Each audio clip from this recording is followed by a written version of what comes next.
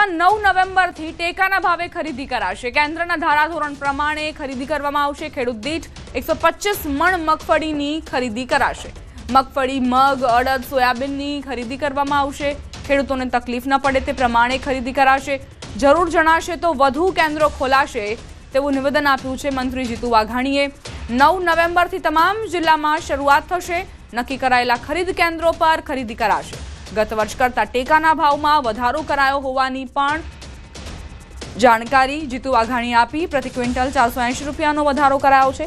Registration કરાયેલ ખેડૂતોની મગફળી ખરીદાશે। 9.5 લાખની આસપાસ રજીસ્ટ્રેશન થયું છે। ગુજરાતના ખેડૂતોને નુકસાન ન થાય તે માટે મોટો નિર્ણય। કૃષિ મંત્રી જીતુ વાઘાણીની જાહેરાત। કેન્દ્રના જે ધારાધોરણ છે, એક તો સૌ પહેલા માનનીય વડાપ્રધાનશ્રીનો આપણે આભાર માનીએ કે આ ટેકાના ભાવથી ખેડૂતોને મદદ કરવાનો નિર્ણય એ એમણે માનનીય વડાપ્રધાનશ્રીએ કર્યો છે અને એ પ્રકારે સમગ્ર દેશમાં એ ખરીદી થઈ રહી છે। ગયા વર્ષ કરતાં મગફળીના ટેકાના ભાવમાં 480 રૂપિયા પ્રતિ ક્વિન્ટલ એ ભારત સરકારે વધારો કર્યો છે। એ જ પ્રમાણે સોયાબીનમાં 436 રૂપિયા પ્રતિ ક્વિન્ટલ એ વધારો કર્યો છે અને એ જ પ્રકારે અડદમાં પણ 400 રૂપિયાનો વધારો। કૃષિ રાહત પેકેજ અંગે જીતુ વાઘાણીનું નિવેદન। મુખ્યમંત્રીએ ખૂબ ગંભીરતાથી બેઠકો કરી। ટૂંક સમયમાં સરકાર જાહેર સહાય પેકેજ ખૂબ જ ત્વરિત નિર્ણય કરવામાં આવશે।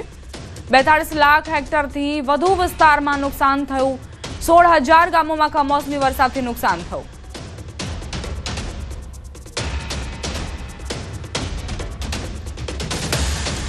લગભગ 42 લાખ હેક્ટરથી પણ વધારેમાં 16,000 ગામથી પણ વધારે ગામોમાં પ્રાથમિક અંદાજ મુજબ નુકસાન એ ખૂબ મોટા પ્રમાણમાં થયું છે અને એનો અહેવાલ પણ રાજ્ય સરકાર પાસે। કોંગ્રેસની ખેડૂતોનું દેવા માફ કરવાની માંગણી અંગે જીતુ વાઘાણીનું નિવેદન। આ સમય રાજનીતિ કરવાનો નથી।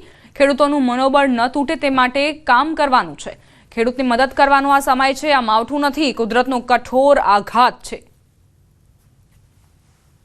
આવા સમયો ક્યારેય રાજ્યમાં આવ્યા નથી। કોઈના સમયે કોઈ સમય હોય ત્યારે પોતે સોંપડી છે। હું રાજનીતિ કરવા માંગતો નથી। રાજનીતિનો સમય છે ત્યારે ચોક્કસ એ પ્રકારની વાત કરીશું। આજે ખેડૂતોની બાજુમાં ઉભા રહેવાનો સમય છે। ખેડૂતોનું મનોબળ ન તૂટે એ પ્રકારના વાતો કરવાનો સમય છે અને એની બાજુમાં ઉભા રહીને એ કેવી રીતે બેઠો થાય એ પ્રકારનું કામ એ તમામ લોકોએ રાજનીતિ કર્યા સિવાય કરવાની આવશ્યકતા છે।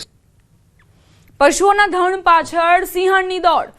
જૂનાગઢમાં માનવ વસાહતમાં રાત્રે સિંહણના ધામા। શિકારની શોધમાં સિંહણ રહેણાંક વિસ્તારમાં આવી ચડી અને રાત્રિના સમયે આરામ ફરમાવતી ગાયોમાં દોડધામ મચી ગઈ। ગિરનાર દરવાજા નજીક રાધાનગર વિસ્તારમાં મોડી રાત્રે સિંહણ શિકારની શોધમાં આવી ચડી હતી, જે બાદ ગાયોએ દોટ મૂકતા ધણની પાછળ સિંહણે પણ દોટ લગાવી। પશુઓ દોડી જતા સિંહના મુખમાંથી શિકાર છૂટી ગયો। સિંહણના ધામા અને દોટ સીસીટીવીમાં કેદ થયા।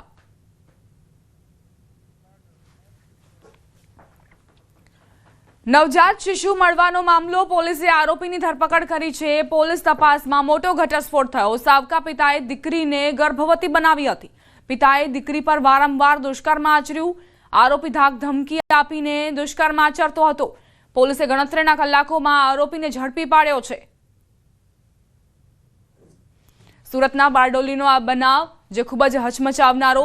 સાવકો પિતા જે હેવાન બની બેઠો અને પોતાની જ સાવકી દીકરીને તેણે ગર્ભવતી બનાવી। વારંવાર તેની પર દુષ્કર્મ આચર્યું, જે બાદ ગર્ભવતી થતાં જ જે નવજાત શિશુ જન્મ્યો તેને તરછોડી દીધો અને આ મળતા જ હવે એક બાદ એક ખુલાસા થયા છે।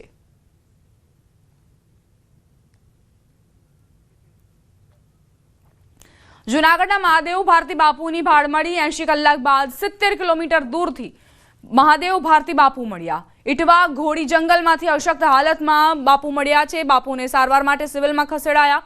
300થી વધુ જવાનો શોધખોળમાં લાગ્યા હતા। 3 દિવસની શોધખોળ બાદ મહાદેવ ભારતી બાપુ મળ્યા। સુસાઇડ નોટ લખીને આશ્રમથી ગુમ થયા હતા મહંત। ભારતી આશ્રમના હરિહરાનંદ બાપુનું નિવેદન। મહાદેવ ભારતીની તબિયત સારી નથી। પોલીસ અને પ્રશાસનનો આભાર માન્યો। ઇન્દ્ર ભારતી બાપુએ પણ તંત્રનો આભાર માન્યો। 80 કલાક બાદ ભારતી આશ્રમના મહામંડલેશ્વર મહાદેવ ભારતી બાપુ ઇટવા ઘોડી જંગલ વિસ્તારમાંથી મળ્યા છે। મહાદેવ ભારતી બાપુને સારવાર માટે જૂનાગઢ સિવિલ હોસ્પિટલ લઈ જવાયા. અગાઉ ભારતી આશ્રમના મહામંડલેશ્વર મહાદેવ ભારતી બાપુના ગુમ થવાના મામલાએ સમગ્ર ગુજરાતમાં ચકચાર જગાવી હતી.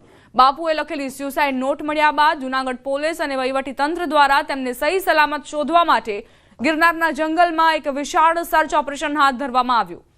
આ ઓપરેશનમાં પોલીસની 8 ટીમો તૈનાત કરાઈ અને તેમાં કુલ 300થી વધુ કર્મચારીઓ જોડાયા, જેમાં 240થી વધારે પોલીસ સ્ટાફ, 40થી વધુ એસડીઆરએફના જવાનો અને 30થી વધુ વનકર્મીઓ પણ સામેલ છે.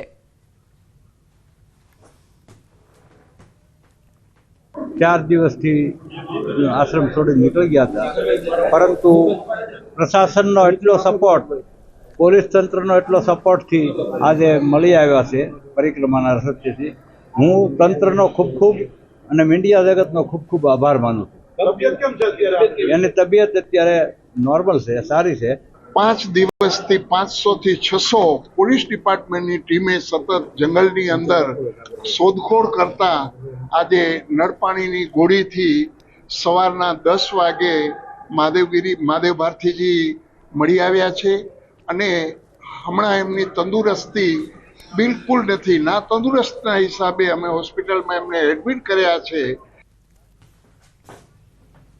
ભાવનગર શહેરના સિદ્સર રોડ પર લક્ષ્મીનગર 2 ખાતે ડ્રેનેજ માટે રોડ ખોદી નંખાતા સ્થાનિકો હેરાન પરેશાન થઈ રહ્યા છે. હાલ સતત વરસાદના કારણે ખોદકામ કરેલા રોડ પર પાણી ભરાયેલા રહે છે. સોસાયટીમાં પાણીના ખાબોચિયા અને કાદવ કીચડના કારણે મચ્છરોનો પણ ઉપદ્રવ વધી ગયો છે. સ્થાનિકો રોગચાળો કરવાની ભીતિ સેવી રહ્યા છે. ખાસ કરીને વરસાદમાં તો હાલાકી વધુ થઈ ગઈ છે. બાળકો અને વૃદ્ધોને અવરજવરમાં પણ તકલીફ પડે છે. અનેક રજૂઆતો છતાં કોર્પોરેશન દ્વારા કોઈ કાર્યવાહી ન કરાતા સ્થાનિકો રોષે ભરાયા અને આગામી ચૂંટણીમાં મતદાન બહિષ્કારની ચીમકી ઉચ્ચારી.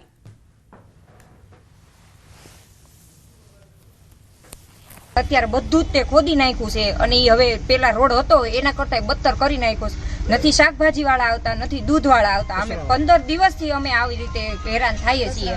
ઘર કરતા રોડ અત્યારે ઊંચા કરી દીધા છે. અમે કોન્ટ્રાક્ટરોને કીધું છે કે તમે આ લોકોને, અમારે જેવો પહેલા રોડ હતો, અમે જે સ્વખર્ચે કરેલો હતો રોડ, ઈ રોડે તે હાવ બગાડીને વહી ગયા છે. અમારી માંગણી એ છે કે અમારે જેવો પહેલા રોડ હતો એવો અમારો જે સ્વખર્ચે કરેલો હતો એના જેવો અમને કરી દે, તળિયા નીચા કરી દે અમને.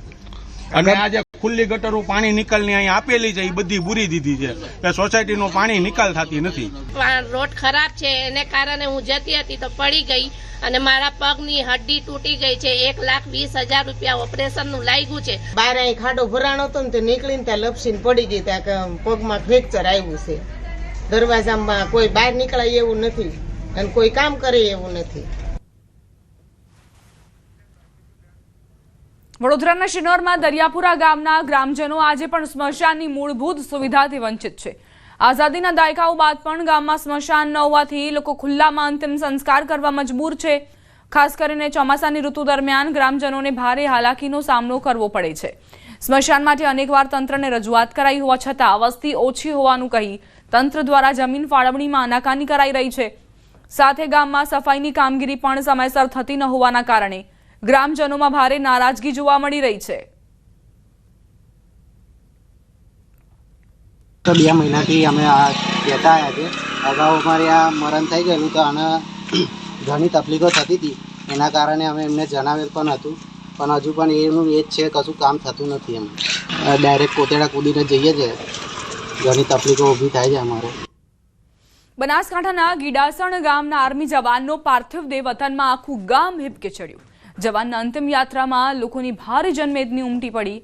ગામના લોકો વિશાળ સંખ્યામાં જવાન જિગ્નેશ ચૌધરીની અંતિમ યાત્રામાં જોડાયા. ઉલ્લેખનીય છે કે શહીદ જવાનની બિકાનેર નજીક ટ્રેનમાં હત્યા થઈ હતી.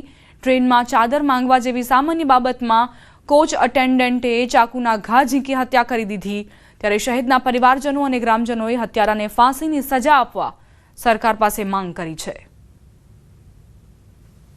આજના મૂળ વતન ગીડાસણ ખાતે એમના અગ્નિ સંસ્કારનું જે કાર્ય પૂરું કર્યું છે અને સાથે સાથે જવાનની જે ક્રૂર હત્યા કરવામાં આવી છે, દેશના વડાપ્રધાનને અમે માગણી કરીએ છીએ કે સમાજની અંદર જેટલું દુઃખ છે એટલો ને એટલો આક્રોશ છે, તો અમને ઝડપથી અમારા દીકરા વતી અને પરિવાર વતી અમે માંગ કરીએ છીએ સમાજ કે દીકરાને ન્યાય મળે, પરિવારને ન્યાય મળે એવી આશા વ્યક્ત કરીએ છીએ અને અમને સરકાર ઉપર ભરોસો છે. અમારો ભાઈ જીગરભાઈ ચૌધરી 10 વર્ષથી સેનામાં ફરજ બજાવતું હતું અને આ રજાઓમાં ઘરે આવતું હતું અને આવા માનસિક વિકૃત માણસોએ એની રેલવેમાં હત્યા કરી નાખી અને અમે એના માટે ન્યાયની માગણી કરી રહ્યા છીએ દેશના વડાપ્રધાન અને દેશના ગૃહમંત્રી પાસે પણ કે અમને ઝડપથી ન્યાય મળે અને આવા લોકોને ફોસી ચડાવે અને અમારા ભાઈને ન્યાય અપાવે.